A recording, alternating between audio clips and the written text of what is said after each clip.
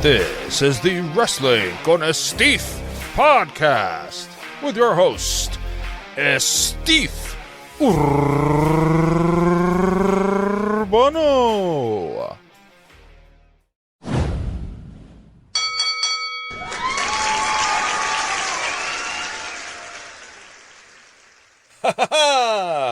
Welcome to the first WrestlingConEsteef episode number 1.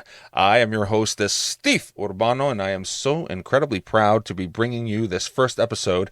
We are live across all podcasting platforms and social media accounts where you can find us at Facebook, Instagram, Threads, Snapchat, TikTok, and WrestlingConEsteef.com and WrestlingConEsteef on YouTube. So please like, share, follow, subscribe on any platform you choose.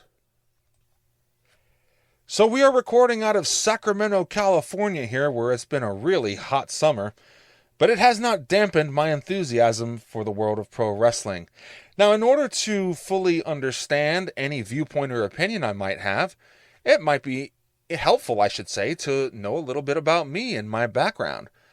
So, I was born in New York City, and my first exposure to pro wrestling was likely Hulk Hogan during an episode of Saturday Night's Main Event. As far as what he was doing during that time, I really couldn't tell you. Could it have been he was doing the Andre the Giant Championship match where Earl and Dave Hebner did twin magic for the first time? I don't know. Who knows what really happened on that episode? I can't go back that far, but what I can tell you is that I was instantly mesmerized, and I have never looked back since. So, with that in mind, I was exposed to the WWF at the time, and then having moved to Ohio in the early 90s, I discovered WCW, and this was, of course, during the time of, you had to get cable TV in order to watch a lot of this stuff, similarly as you do now, but you don't have the streaming options available, so you really did have to watch it when it came on, or figure out what most people hate to do, and that's how to program your VCR, but by the 90s, I was already a pro at that. But anyway, looking at those wrestling shows, I grew up with Hulkamania kind of, not in its later stage, but I kind of walked into it at its peak, which carried into the later 90s, and then eventually when he went into WCW and into the NWO. But that's where it all started for me, and not just that. I'm going to kind of set the stage, because in terms of how I even look at the history of pro wrestling, I think for me there's a very clear cut before and after. And that before and after point is the first WrestleMania event that happens in 1985 in New York at Madison Square Garden. Because that one really did change the game. We hear that phrase all the time, folks, but it's difficult to underestimate the impact that WrestleMania had on wrestling in general. It's what made it as big as it is today. It's most mainstream that it's ever been. If it wasn't for WrestleMania, who knows how big it would have gotten? We really won't know, and thankfully we won't know, because I like where it's at right now. And I'm going to deep dive into all that in the coming weeks, but for the most part, everything that happens after that first WrestleMania event is, to me, in my mind, I refer to that, and I'll refer to it on this show, as the WrestleMania Era. So again, the WrestleMania Era, that to me is what defines modern pro wrestling and sports entertainment. Even the main event at the time was super mainstream. You had Hulk Hogan teaming up with Mr. T to face the evil Roddy Piper and Paul Orndorff. I mean, even at that time, it couldn't get more mainstream than that. So that's what really set the stage here. The WrestleMania era, wrestling would be different forever after that point. So the first order of business here on WrestlingConEsteef is to do something which I would be remiss in my fandom if I didn't do first. And that is to acknowledge our tribal chief. As of this recording on Sunday, August 19th, 2023, Roman Reigns has been the Universal Champion now for over 1,085 days. That translates to 2 years, 11 months, 19 days, where he won the title back at the Payback Premium Live event in 2020, August 30th, 2020 to be exact, at the Thunderdome in Tampa, Florida, with 0 fans because of COVID. And this was after he made his shocking return at SummerSlam just the week before, because somehow WWE squeezed in 2 Premium Live events in 1 week. And while that's not completely unheard of, it is unusual for them. So make what you will of that. But he was inserted into the main event championship match between Braun Strowman and The Fiend Bray Wyatt. And the match starts, and he's not out there yet. He's letting these 2 guys beat the crap out of each other. And then finally, when he was right and ready, is when he decided to come down to the ring after the match had already been going on for quite a while. With Paul Heyman on his side once again, he would wreck everyone and leave, just like his t-shirt says, as the Universal Champion. And he has ruled WWE with an iron fist since then, kicking off the still going on Bloodline storyline with him and his cousins, Jey Uso, Jimmy Uso, Solo Sikoa. Now, he didn't start out as the undisputed champion. He didn't unify the championship until WrestleMania 38, when he faced off against Brock Lesnar again, and took his WWE championship, and then merged the 2, unified the belts. And he was carrying around 2 belts for a long time, until a few months ago, when they rolled out the new golden, undisputed Universal Championship, which I have to say looks pretty good, even if it's just a recolor of the same template they've been using. But since then, he has ruled WWE with an iron fist, and his length of opponents has been rather lengthy. Roman Reigns' title defenses include Braun Strowman, Edge, Daniel Bryan, Kevin Owens, Cesaro, Rey Mysterio, John Cena, Finn Balor, Sami Zayn, Seth Rollins, Drew McIntyre, Goldberg, Logan Paul, Brock Lesnar, Cody Rhodes, and main event Jey Uso. And within that list, there have been multiple title defenses against the same superstars. For example, Daniel Bryan has 4 total challenges of Roman's Universal Championship, with one of those being the main event of WrestleMania 37 with Edge in the triple threat main event of Night 2. Another of those was a one-on-one against Roman Reigns on an episode of SmackDown, which would subsequently become Daniel Bryan's last match in WWE before his contract expired, and then he would join AEW.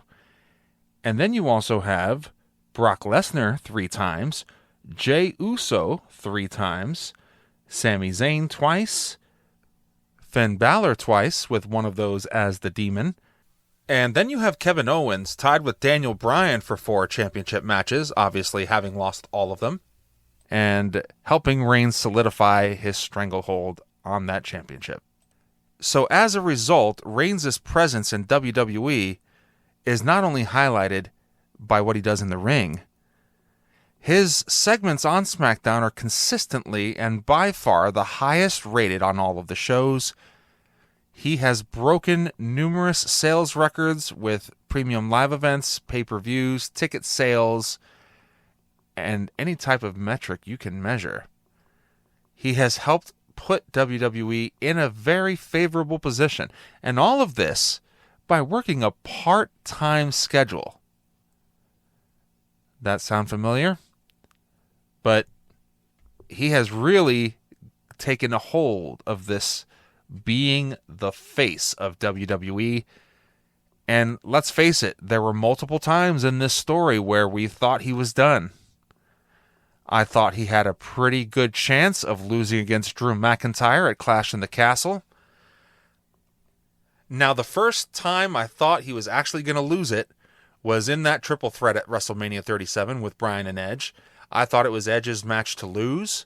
He was on a big comeback story, And it only seemed natural because WWE has done this kind of thing in the past. They highlight a returning wrestler and get the championship on them right away for that big babyface push.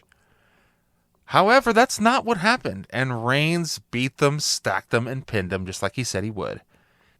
Now, he would have a few more challengers after that, but I didn't see him in danger again until he got to John Cena at SummerSlam of 2021 in Las Vegas, and even then, I didn't truly believe that Cena was a threat to him.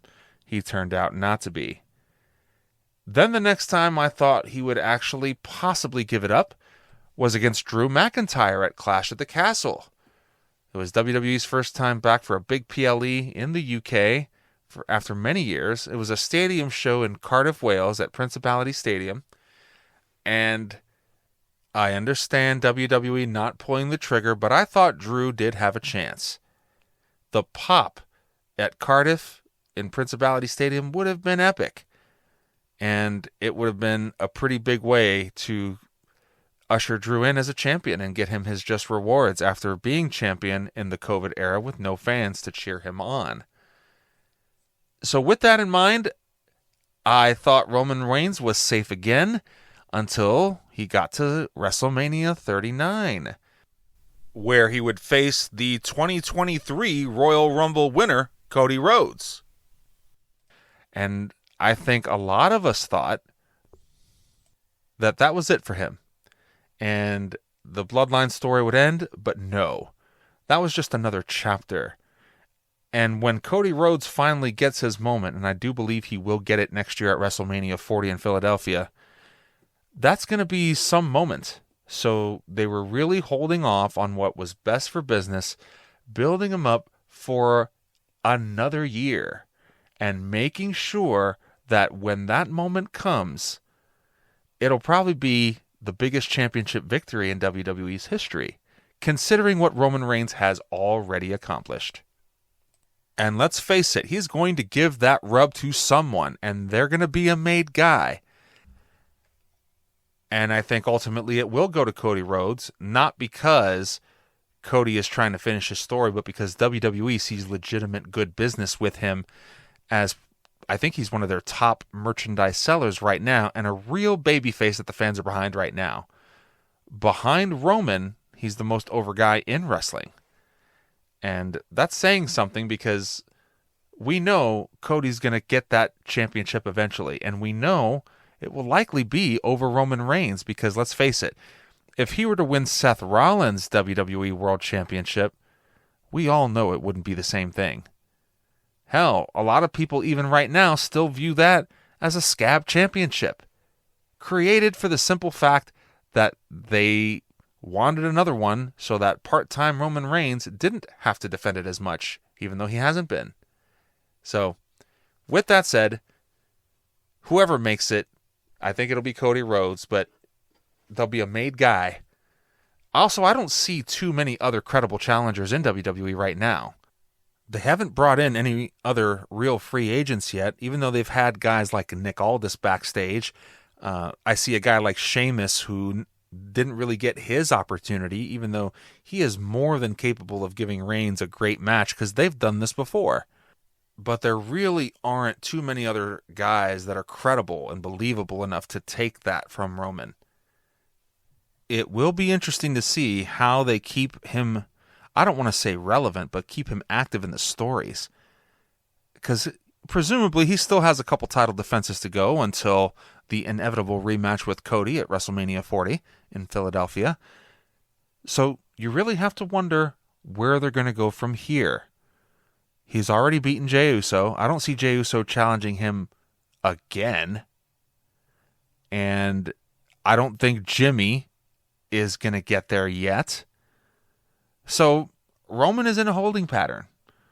They'll want to find something for him to do soon, because I was already speculating that even though as great as the Bloodline story is, we don't want it to get stale, because it's too predictable of Roman not losing.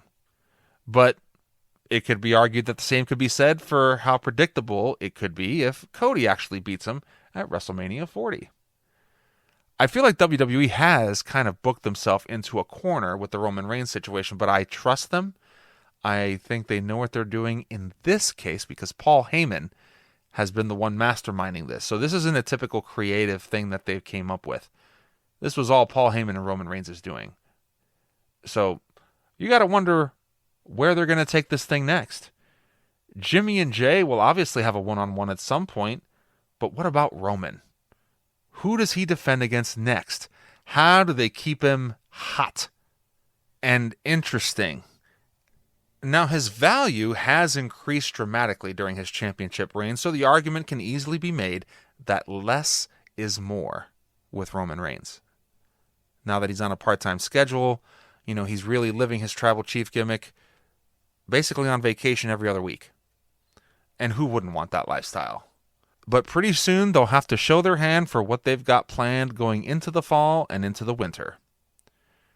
And that's where we are now, folks. Roman Reigns is still the champion.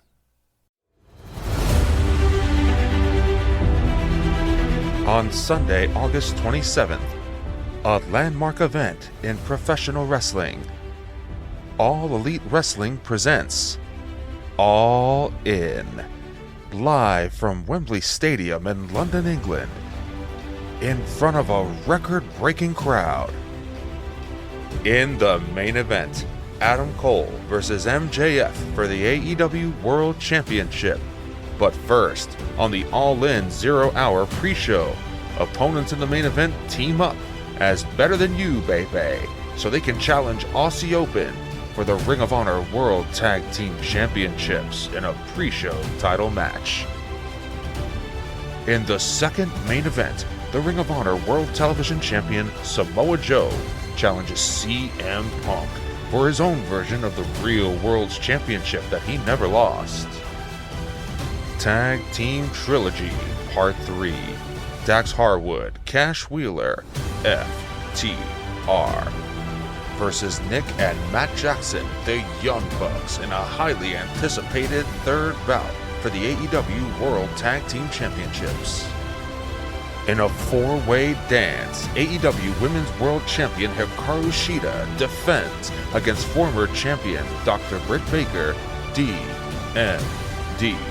Also two-time champion Toni Storm and local legend Saraya. Plus, Chris Jericho goes one-on-one with the IWGP United States Champion Will Ospreay with Don Callis in his corner. Also featuring a coffin match, stadium stampede, and so much more. Live and only on pay-per-view, Fight TV, and Bleacher Report.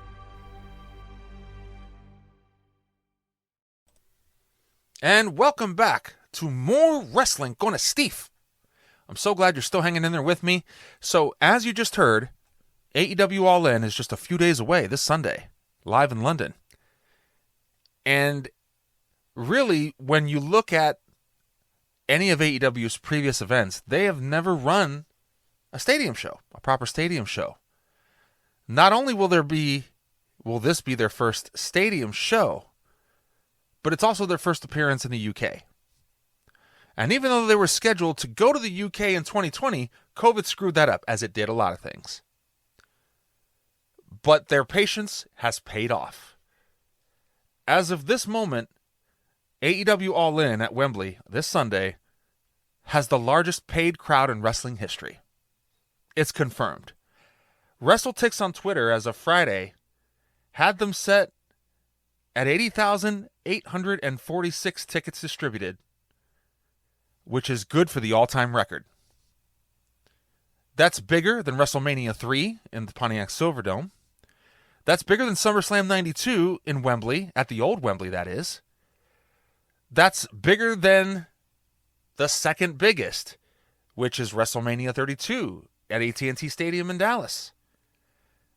Even though WWE claims an attendance of over 101,000 that night, it's reported that their actual attendance was only 8,700 and change. 8,700 or 80,000, 709. So AEW has officially broken that record of 80,709, and it's going to look great on TV. Not only that, a lot of people said they couldn't do it that they couldn't sell. They couldn't draw. And mind you, this record was broken with no matches announced yet.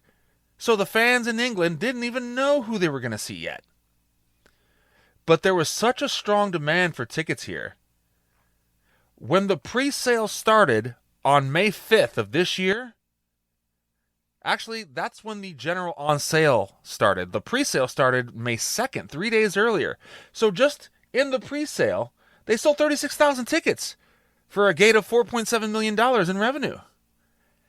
And just with the pre-sale, with less than half the stadium full, AEW broke their own personal attendance record. And then after sales opened on May 5th to the general public, ticket sales exceeded 60,000 for a gate of $7.7 million in revenue. Again, with no matches advertised or announced. And yes, the blowhards were all over AEW saying that the stadium would not be set up for max capacity, that AEW would have to tarp off sections of the stadium, but that is not the case. They are going full round the stadium seating, with almost nothing blocked off except what's absolutely necessary for production. It's going to be a magnificent sight, and I can't wait to see it. And really, the name All In, just the name All In, is now starting to be associated with some really record-breaking stuff. And the first All In, by the way, took place, I think it was 4 years ago in 2018. So that would be 5 years ago. And that event was put on by Cody Rhodes and the Young Bucks, who were challenged to sell out a 10,000-seat arena because they were indie guys. I don't think they were signed at this point anymore. Cody Rhodes definitely wasn't signed. The Bucks weren't signed anymore. They were free agents. They were part of the Bullet Club in New Japan. But Cody basically said, all right, let's do it. And the Bucks basically said the same thing, let's do it. So they went out and booked the biggest indie show in wrestling history. They called it All In. It was basically a proof of concept for the DNA of what would become All Elite Wrestling. And it was a spectacular success. Not only did they sell out, they had some of the biggest superstars that were not signed to WWE in that event. Even guys who are signed in WWE now, like Rey Mysterio, was in the main event. And it was really a turning point for wrestling in general, because in about 6 months from there, the world would know about All Elite Wrestling and what was to come. So now there we are. All In was a fantastic success. AEW now owns the rights because Ring of Honor was the official rights holder for All In. And now AEW owns Ring of Honor, so they have the All In intellectual property. They're going to use it, and in record-breaking fashion once again. So now, anytime they pull out the All In name for an event, it better be earth-shattering, record-breaking, because at this point, the name itself demands that level of respect. For as much entertainment, pound for pound, as these two events will have given us, they really are All In.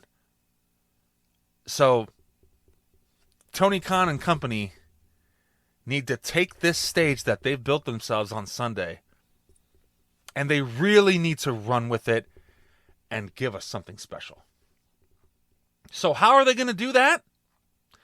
Well, the rundown of matches will be as follows.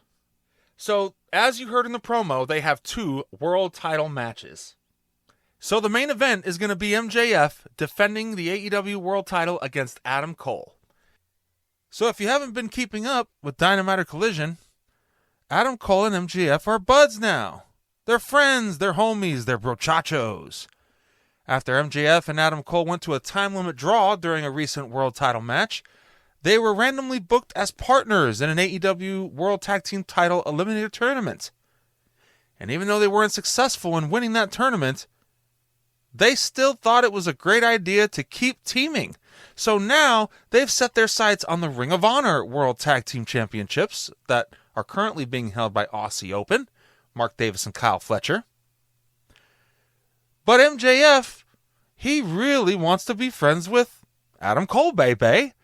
So he is giving him not just a match, but the match for the AEW World title in front of 80,000 screaming lunatics at Wembley Stadium.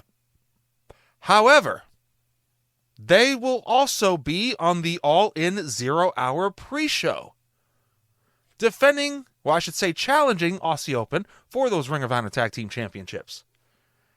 So they're going to wrestle twice. And while that's not completely unheard of, this type of arrangement gives us something new. Wrestling as partners to start the night, and then against each other for the biggest prize in their company. I'd say that's a pretty interesting story to keep an eye on. Now, the other half of the main event has CM Punk versus Samoa Joe for CM Punk's version of the World Heavyweight title that he never lost. Also, you have Will Ospreay with Don Callis likely to be in his corner versus Chris Jericho. You have, for the AEW Tag Team Championships, the Young Bucks versus Dax Harwood, Cash Wheeler, FTR. And that's going to be the end of their trilogy there. That's going to be some match right there. For the Women's World Championship, a four-way match between Hikaru Shida, Toni Storm, Saraya, and Dr. Britt Baker, DMD.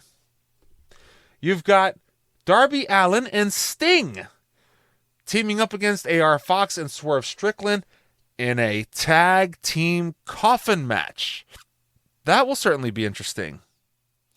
You've got the Golden Elite, Kota Ibushi, Kenny Omega, and Hangman Adam Page versus Bullet Club Gold, Juice Robinson, and Jay White, along with Konosuke Takeshita. And in what is probably going to be one of the wildest matches you'll ever see, a 6-on-6 stadium stampede between Eddie Kingston, the Lucha Brothers, Penta El Cero Miedo, and Rey Fenix, teaming with the Best Friends, Orange Cassidy, Chuck Taylor, and Trent Beretta. They're going to go against 3 members of the Blackpool Combat Club, Jon Moxley, Wheeler Yuta, Claudio Castagnoli. But here's the interesting part.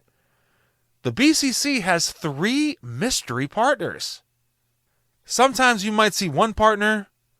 It's rare that you see 2 mystery partners, but I've never seen 3 mystery partners. But the internet is wild with speculation right now, with the most popular theory being that Santana and Ortiz have reunited to form Proud and Powerful once again, and that they are 2 of the likely 3 participants, and the third could be someone from Japan. Maybe Tomohiro Ishii, or maybe Minoru Suzuki, maybe hometown boy Zack Sabre Jr., maybe, I don't know, Shingo Takagi. I don't know. It could be anybody. Now, one thing's for sure, no matter who is in that match, it's going to be absolute chaos and insanity. And the original Stadium Stampede is still like one of my absolute favorite things that not only that AEW has ever done, but that I've ever seen in wrestling. I don't know if there's a way to go back and watch the original Stadium Stampede, but it had the Elite with Kenny Omega, the Young Bucks, Hangman Adam Page, and also Matt Hardy ended up joining them for that match against the Inner Circle, which was Chris Jericho, Jake Hager, Sammy Guevara, and Santana and Ortiz. Still a wildly entertaining match. I don't know if there's a way to go back and watch it, because they haven't done any type of streaming deals or anything yet, but the original Stadium Stampede was wild. However, I don't expect that type of Stadium Stampede.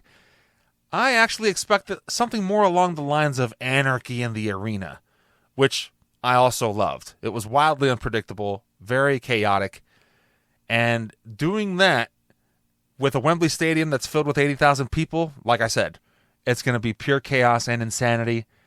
I can't wait to watch every minute of it unfold. I'll be squealing, and that will not be the time for any bathroom break. So, yeah, Stadium Stampede. So back with our final segment for the first episode of WrestlingConEsteef. So touching on next year's WrestleMania real quick, because we were talking about all-in ticket sales, WWE has never been a slouch in that area for WrestleMania. As of right now, they've sold over 90,000 tickets across both nights, April 6th and 7th of 2024. In that time, with just those seats, they have already broken several records, including largest gate in WWE history, already surpassing all of last year's WrestleMania ticket sales, and it's surpassed every other ticket sale that they've ever done. So and that's why I was emphasizing how important WrestleMania is in the beginning here, because it's not just an event. It is a brand in and of itself. Cities will bid to host similar to the Super Bowl or the Olympics, and it's a major economic windfall for its host city. And that's why London kind of lost out with WrestleMania. And sure, they got Money in the Bank at the O2 this year, but I'm sure WWE has had their sights set on Wembley for quite a while. They'd be foolish not to try, despite the time zone difference that I've read in the past could be one of the bigger issues. But yeah, London really didn't want to pay. That's why Clash at the Castle went to Cardiff, Wales instead. But John Cena wants to help make WrestleMania in London a reality. And you never know. He might be able to help people convince the city of London to do exactly that. And AEW's record could be short-lived. So one more thing I wanted to touch on tonight. This past Friday on SmackDown, we saw the end of one of the great Hall of Fame careers of our generation and of all time. I'm talking, of course, about Edge. His impact on WWE will be felt forever. He's one of the last true gunslingers of the Attitude Era and Ruthless Aggression Era. He was such a tangible presence during all these years, while he was with the Brood, and then his legendary matches with the Ladders, with Hardys and the Dudleys. He's got some legendary moments, spearing Jeff Hardy hanging from the championship belts high atop the Astrodome at WrestleMania 17 is one of the most epic things I've ever seen. And WWE continually honors that, and they show it all the time. And then his spear on Mick Foley through the flaming table at WrestleMania 22. Another all-time moment. And that goes on top of all of his actual accomplishments, such as being the 7th Grand Slam champion, such as being the 14th Triple Crown champion, winner of 2 Royal Rumbles in 2010 and 2021, where he went wire to wire from number 1, Money in the Bank winner 2005, and the first one to win the briefcase. Also the 2001 King of the Ring winner. So he has done it all. And now, if we're going to talk about actual championships, legendary. WWE champion 4 times. The World Heavyweight Champion 7 times, for a total of 11 world titles. The Intercontinental Championship 5 times. He's even been WCW United States Champion 1 time. He's been a 14-time Tag Team Champion with 6 different partners, and the most of which is Christian with 7 reigns total. He was ranked number 2 in the 2007 edition of the PWI 500, which is a big deal. And also a 4-time Slammy Award winner. How's that for a little bit of trivia? Edge will be missed. And no matter what he chooses to do, I'll be rooting for him 100%. If he shows up in AEW someday, I won't be mad. His legacy is already safe with me. But if he goes back to have that one last match with Christian, I really would not be mad at that. So here's to you, Edge. Thank you so much. If we never see you again, you've left a mark that we'll remember forever. Thank you, Edge. And finally, on WrestlingConEsteef, I have a match of the week for you. So every week, I'm going to give you a match of the week that I find either entertaining, historic, or otherwise significant in some way. This week's match, since AEW is all in at Wembley on Sunday, was the last biggest match ever to take place at Wembley. The old Wembley, that is. And of course, I'm talking about SummerSlam 1992, Bret the Hitman Hart versus the British Bulldog Davey Boy Smith. It was a spectacle to behold, because even though AEW now holds that attendance record, it was still a pretty big crowd. And England had never seen a wrestling event to that level before. And the match itself was great. You had Lennox Lewis walking the Bulldog down to the ring, waving the Union Jack. It's great.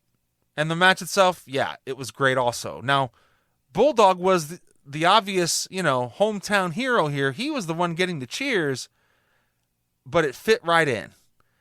And it's one of the big moments in WWE history. So go check out Hitman and Bulldog, SummerSlam 92 at Wembley. You won't regret it. So, folks, we have come to the end of the first WrestlingConEsteef.